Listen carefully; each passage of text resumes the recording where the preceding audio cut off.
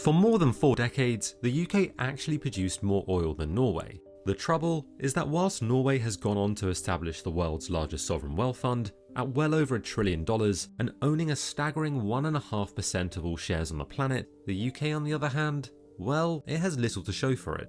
But why? Why did the two nations take such different approaches to their oil wealth? And why has the Norwegian state earned more than double per barrel of oil equivalent than its UK counterpart? The oil and natural gas riches of both countries lay literally side by side, beneath the North Sea, an area where offshore exploration and production started in the 1960s, but only really took off in the late 70s and early 80s. During the late 70s, the prospects of large-scale North Sea oil wealth came to the attention of UK Prime Minister James Callaghan. Yet, it's fair to say that future prospects weren't top of the economic agenda. You see, the UK economy was facing high inflation, unemployment, and somewhat ironically, fuel shortages which plagued the 70s.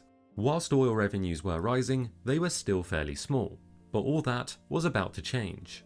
The early 80s saw the UK reach peak oil and gas, worth more than 3% of GDP per year at its height, or an estimated £45 billion at today's prices, a windfall which coincided with the government of Margaret Thatcher, a controversial economic figure who oversaw the restructuring of the UK economy during an era of deindustrialisation, an expensive undertaking, which is where the newfound oil wealth became very useful, generating £166 billion for the government over the 80s, helping to cover some of the cost of not only the economic restructure, but also allowing large tax cuts.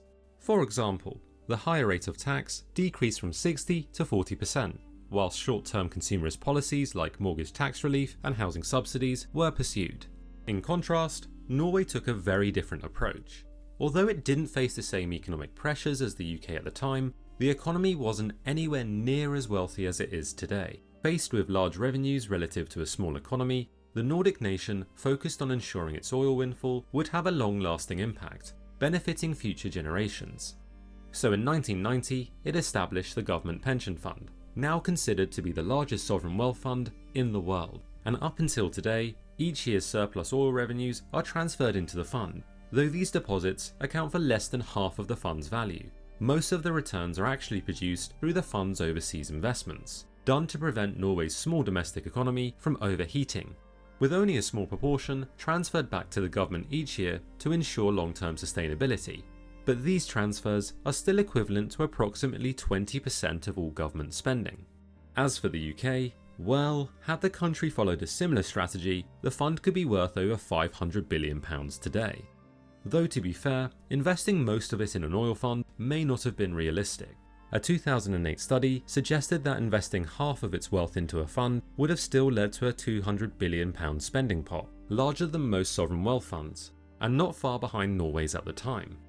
However, despite the billions actually generated, Norway has received more than 2.5 times the revenue per barrel than the UK has, receiving $29.80 in state revenue compared to the UK's $11 at 2014 prices. Which is down to 3 main reasons.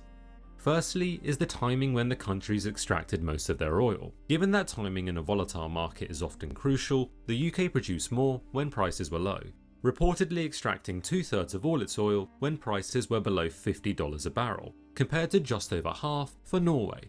Secondly, the UK has simply applied less tax, accounting for an estimated half of the difference in revenue per barrel. A key reason for this is the UK routinely reducing taxes on extraction as oil prices fell over time, including to 0% on certain fields from 2016, focusing more on corporation tax and supplementary charges, which have led to less revenue on average. And finally, unlike Oslo, London doesn't own a stake in the companies extracting the oil.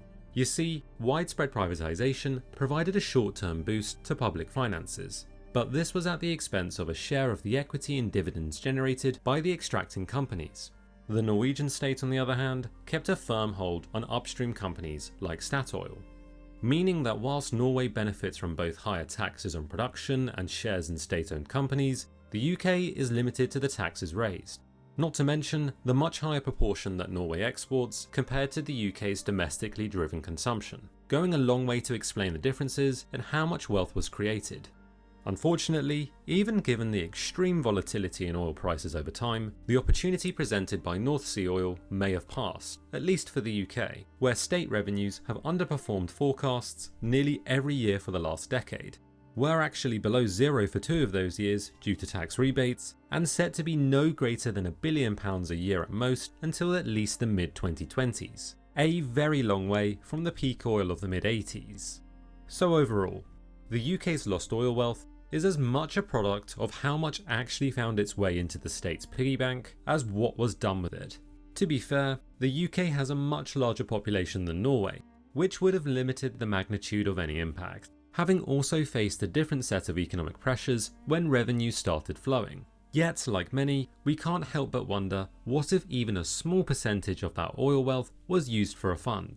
Would the UK have ended up buying half of Norway's prime retail, or even a top division Norwegian football team? We'll never know.